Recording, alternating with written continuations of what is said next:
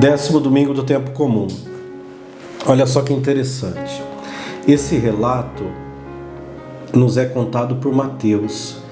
E Mateus relata no evangelho de hoje a sua própria conversão.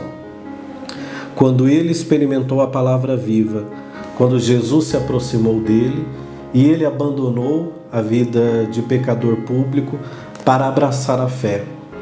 Eu imagino a emoção de Mateus ao descrever esse texto, de modo especial porque ele viveu aquilo na sua própria carne, no seu próprio espírito. E diz Mateus que assim que ele sentiu a verdade vinda de Jesus, ele quis apresentar essa mesma verdade a todas as pessoas que faziam parte do seu ciclo de amizade.